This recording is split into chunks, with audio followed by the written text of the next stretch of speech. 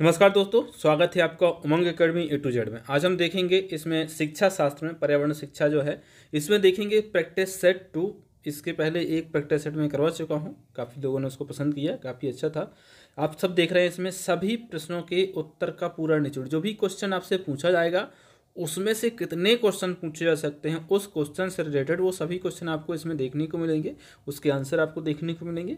ये question paper जो है प्रैक्टिस सेट है, चाहे आप टेट की एग्जाम दो तो टेट के लिए स्पेशल है, पुलिस के लिए भी बहुत ही इंपॉर्टेंट है, एसएससी के लिए, बैंक के लिए, रेलवे के लिए, एसआई आईएएस के लिए, सभी के लिए सामान्य विज्ञान और सामान्य ज्ञान की दृष्टि से बहुत महत्वपूर्ण है। ठीक है, तो आप सभी से रिक्वेस्ट है कि वीडियो में अंत तक बने रहिए। यदि इसमें कुछ क्वेश्चन पूछे जाते हैं तो उनके आंसर जरूर कीजिए, आपके उसका सही जवाब क्या होगा। ठीक है, तो देखते हैं यहाँ पर सबसे पहला क्वेश्चन क्या पूछा गया है, किस प्रकार से इसमें क्वेश्चन पूछे गए हैं। यहाँ पर अपन देखेंगे क्वेश्चन नंबर फर्स्ट जो होगा यहाँ पर 131 से फर्स्ट क्वेश्चन होगा। इसमें देखते हैं सबसे पहला क्वेश्चन क्या दिया है।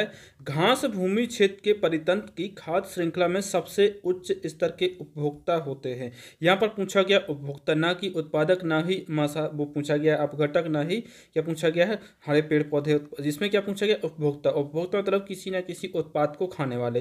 तो इसमें उच्च, सबसे उच्च स्तर पर पूछा गया, सबसे उच्च पर कौन होगा, शाकाहारी, मांसाहारी, जीवाणु या फिर मांसाहारी या फिर या शाकाहारी। तो इसका जो सबसे सही सटीक जवाब होगा वो कौन सा होगा, मांसाहारी। मांसाहारी जो होंगे सबसे उच्च स्तर के जो होंगे क्या होंगे, उपभोक्ता होंगे। यदि बात करूं उपभोक्ता की जो श्रेणी वो श्रृंखला होती है वो किस प्रकार से होती है, पहले इसकी श्रृंखला देखेंगे। यदि आप देखेंगे अच्छे तरीके से समझ में आ जाएगा। आपने पहले भी देखा होगा कि जब भी आप घास परितंत्र या फिर खाद्य परितंत्र, खाद्य जाल की बात करते हैं, खाद्य जाल कहा जाता है इसको। घास भूमि के क्षेत्र में परितंत्र की खाद्य श्रृंखला में सबसे उच्च स्तर के उपभोक्ता मांसाहारी होते हैं। घास स्थलीय पारिस्थितिकी तंत्र में खाद्य श्रृंखला के जीवधारियों का क्रम कुछ इस प्रकार से होता है। सबसे पहले जो घास होती है, जो क्या होती है, उत्पादक होती है। क्या होती है, उत्पादक होती है। इसके बाद में टिड्डा उसको घास को खाता है, तो वो क्या हो गया, प्राथमिक उपभोक्ता हो गया। उसको मेढक, मेढक को, टिड्डे को कौन खाता है, मेढक खाता है, तो मेढक क्या हो जाएगा, उपभोक्ता हो जाएगा, प्राथमिक उपभोक्ता हो जाएगा। द्वितीयक उपभोक्ता, और तृतीयक तो उपभोक्ता सर्प हो जाएगा। सर्प को कौन खा जाता है, गिद्ध खा जाता है। ठीक है, तो इस प्रकार से श्रृंखला होगी। इसमें यदि बात करें तो ये घास जो होती है ये उत्पादक होती है, जो प्राथमिक उपभोक्ता टिड्डा है प्राथमिक उपभोक्ता है, और जो मेढक है वह द्वितीय उपभोक्ता हो जाएगा, और इसके बाद में तृतीय उपभोक्ता सर्प हो जाएगा उपभोक्ता। बाकी सबसे लास्ट में जो कौन सा हो जाए, गिद्ध जो है, गिद्ध क्या होता है, मांस खा जाता है, सबसे उच्च कोटि का जाएगा, सबसे उच्च स्तर पर।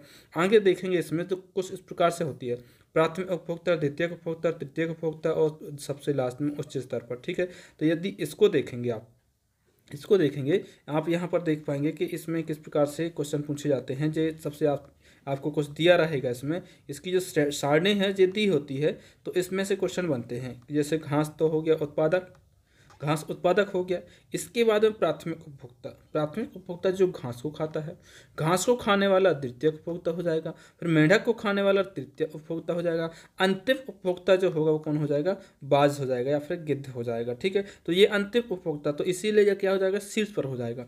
इसके बाद में आते हैं कवक। कवक जो होते हैं वो क्या है, अपघटक, अपघटन करते हैं। कवक जो होते हैं उनको अपघटक कहा जाता है, और फिर बाद में इसका पोषक तत्व बन जाता है। तो ये श्रृंखला इस प्रकार से कुछ चलती रहती है, गोल चक्र ऐसा चलता रहता है। इसी को क्या कहते हैं, खाद्य जाल कहते हैं। खाद्य चक्र नहीं कहते, क्या कहते हैं, खाद्य जाल कहते हैं। बहुत ज़्यादा कन्फ्यूजन होती है, क्वेश्चन पूछा जाता है इसमें से। ठीक है, तो इसको ध्यान से देखिए।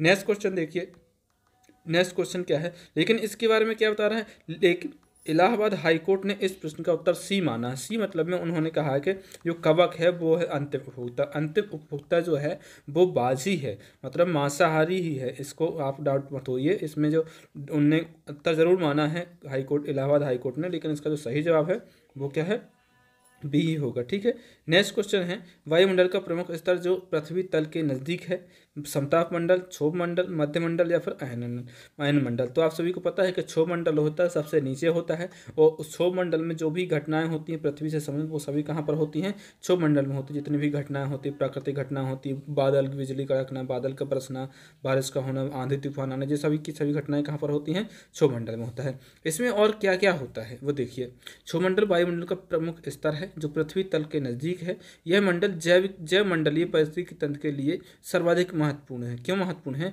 क्योंकि सभी की सभी मौसम संबंधी घटनाएं, सारी घटनाएं जैसे कि कोहरा, बादल, वर्षा, आंधी, तूफान, मेघ गर्जना, पाला, ओस आदि इसी मंडल में घटित होती हैं। इसलिए इस मंडल में वायुयान उड़ाने की आदर्श दशा नहीं पाई जाती है।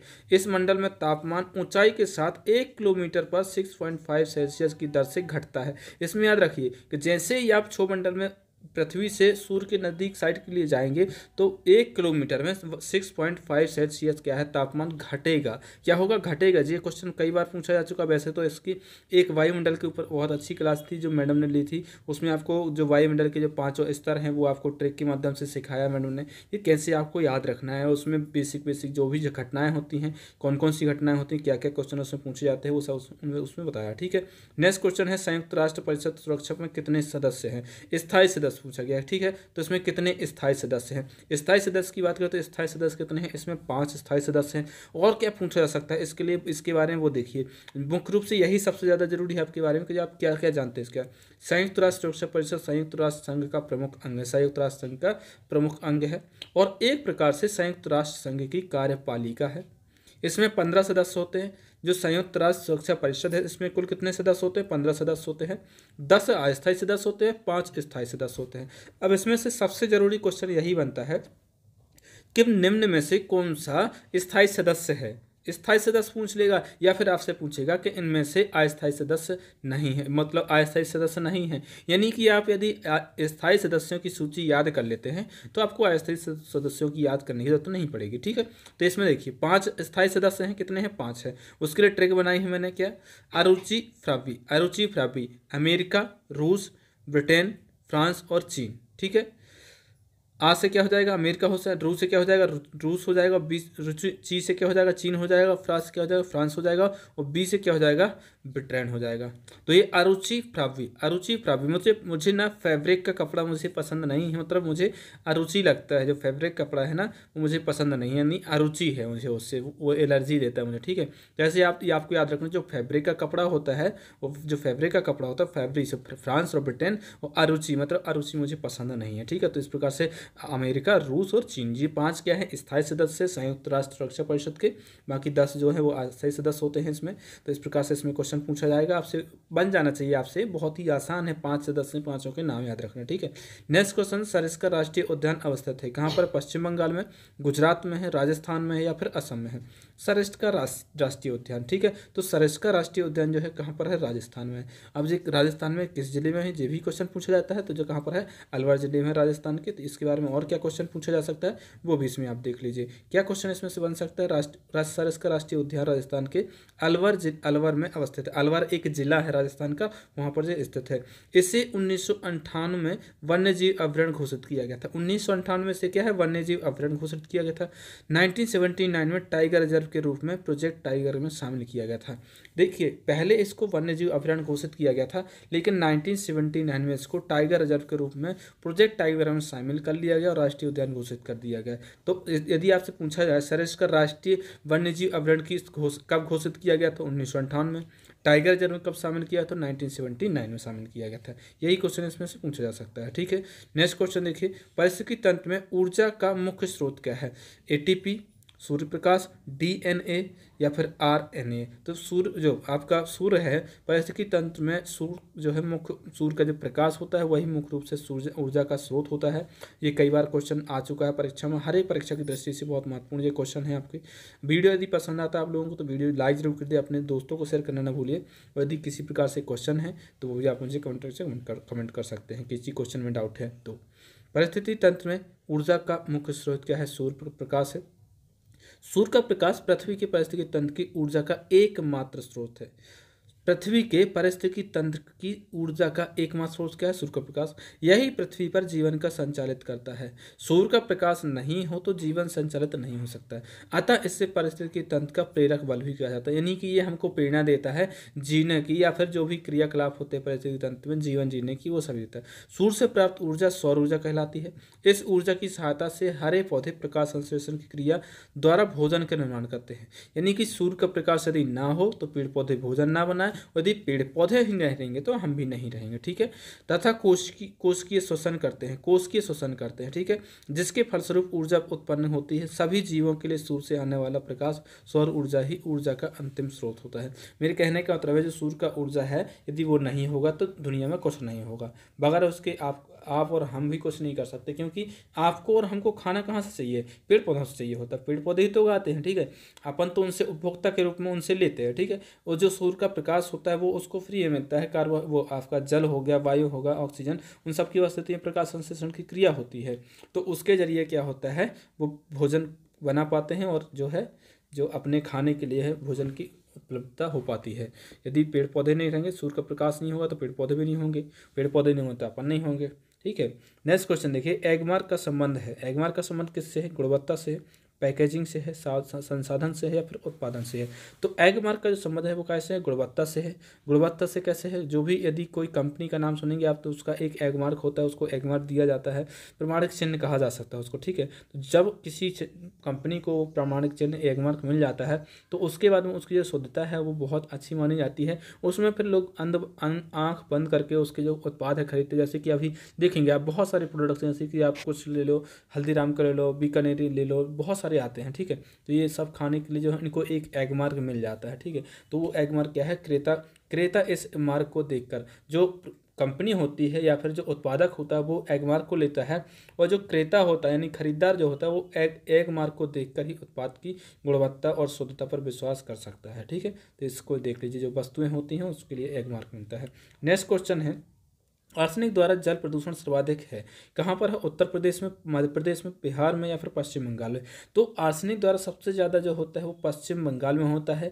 जल प्रदूषण जो होता है आर्सेनिक द्वारा सबसे ज़्यादा कहाँ पर होता है, पश्चिम बंगाल में होता है। इसके बारे में और क्या क्वेश्चन पूछे जाते हैं वो भी देख लीजिए। इसके बारे में जो क्वेश्चन मुख्य रूप से पूछे जा सकते हैं वो यही पूछे जा सकते हैं कि भारत के गंगा ब्रह्मपुत्र के नज़दीक, भारत जो है, भारत में जो गंगा ब्रह्मपुत्र के नज़दीक के जो मैदानी इलाका है वहाँ पर गंगा और ब्रह्मपुत्र कहाँ पर रहती हैं, भारत में रहती है नदी। लेकिन यही नदियाँ जो है आगे जा करके बांग्लादेश में, इन्हीं नदियों का नाम क्या पड़ जाता है, पद्मा और मेघना पड़ जाता है कि मैदानी इलाकों में। यानी कि जो भी गंगा और ब्रह्मपुत्र नदी है इसी से जो लगा हुआ इलाका है, और जो बांग्लादेश में इन्हीं नदियों को पद्मा और मेघना के नाम से जाना जाता है। इनके नज़दीकी जो भूमि जल आर्सेनिक से प्रदूषित होती है, अत्यधिक ग्रस्त है इससे लगे हुए रास्ते, ठीक है।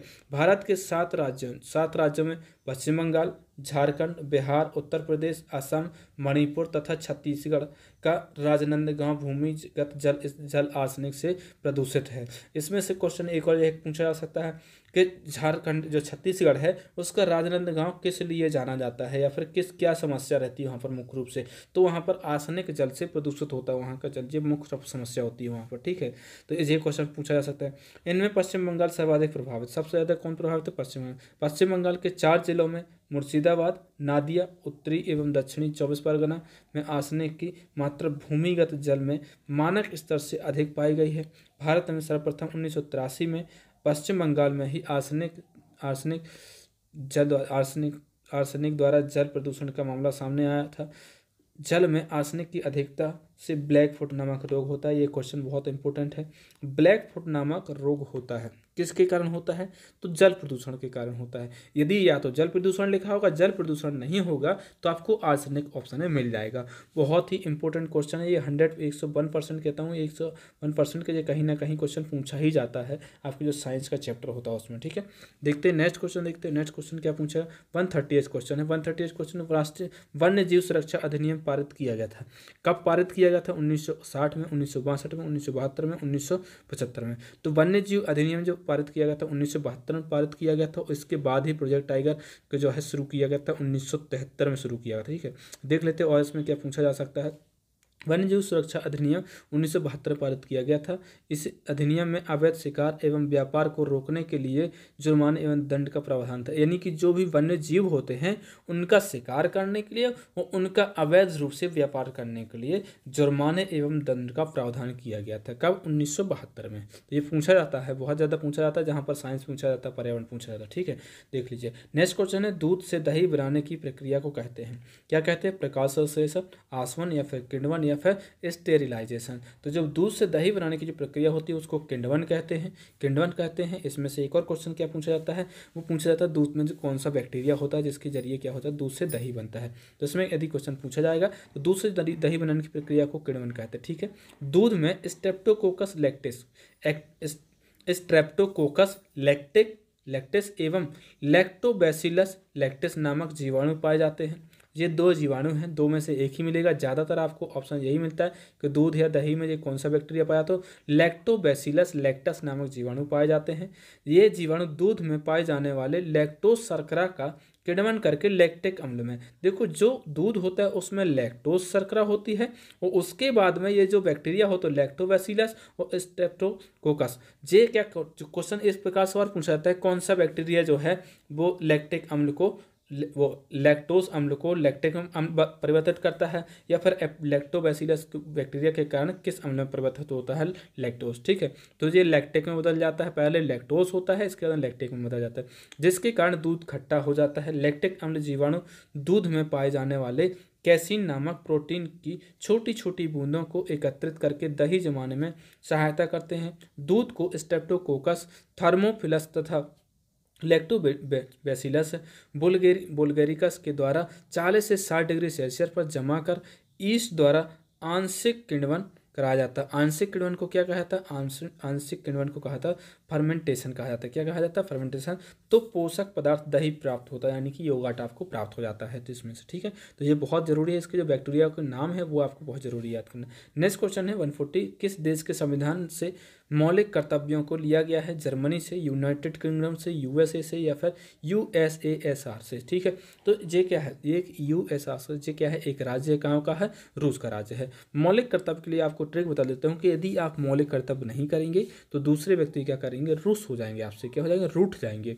पहले भी एक ट्रिक बता चुका हूँ, ये ट्रिक किसी वीडियो में बताया, मुझे भी याद नहीं है, लेकिन आपको याद हो जाना चाहिए। यदि आप चैनल में कंटिन्यू बने हुए हैं तो कुछ ना कुछ ऐसा मैं डालता रहता हूँ जिसके जरिए आपको क्या है बहुत ज़्यादा उसको याद है। सोवियत संघ जो है, united union of Soviet socialize republic, जिसको यूएसएसआर कहा जाता है, वो क्या है, सोवियत संघ है, यानी कि रूस है, औपचारिक नाम सोवियत संघ समाजवाद गणतंत्रों का संघ कहा जाता है उसको। भारतीय संविधान में मौलिक कर्तव्यों को पूर्व सोवियत संघ से लिया गया है। इसे संविधान के भाग 4 का में अनुच्छेद 51 के तहत रखा गया है। अब आपसे पूछा जा सकता है मौलिक कर्तव्य किस अनुच्छेद में रखे गए हैं, तो अनुच्छेद 51 का के तहत रखा गया। 51 आपको याद रखना कि जैसे ही आप 51 के हो जाते हैं, ये आपकी 50 की प्लस हो जाती है तो वहाँ से आपके मौलिक कर्तव्य शुरू हो जाते हैं। वहाँ से आप अपने मौलिक कर्तव्यों को कभी गलती नहीं करेंगे। यदि आप गलती करेंगे तो रूस हो जाएंगे, लोग क्या हो जाएंगे, रूस हो जाएंगे, नहीं कि रूठ जाएंगे आपसे। ठीक है, वहाँ पर आपको दंड ही बन सकता है। मौलिक कर्तव्यों की संख्या कितनी है, यहाँ पर 11 है अभी तक, जिससे प्रत्येक भारतीय नागरिक को पालन करना चाहिए, ये उसमें कहा गया संविधान में। ठीक है, नेक्स्ट जो क्वेश्चन है 141 क्वेश्चन, बहुत आसान क्वेश्चन है। इस क्वेश्चन को जो है क्या है, क्वेश्चन ध्रुव तारा कहा जाता है, उत्तरी तारे को, दक्षिणी तारे को, पूर्वी तारे को, पश्चिमी तारे को। तो इसका सही जवाब क्या होगा वो आप मुझे कमेंट बॉक्स में कमेंट कीजिए। नेक्स्ट वीडियो में इसका सही जवाब बताऊंगा। आई होप आपको वीडियो पसंद आया होगा। वीडियो यदि पसंद आया है तो वीडियो को लाइक कीजिए, अपने दोस्तों को शेयर कीजिए। यदि किसी प्रकार के सवाल हैं तो वो भी कमेंट बॉक्स से कमेंट कीजिए। लेकिन इस क्वेश्चन का आंसर आपको कमेंट बॉक्स से कमेंट जरूर करना कि ध्रुव तारा किसे कहा जाता है। ठीक है, मिलते एक नए वीडियो, तब तक के लिए नमस्कार।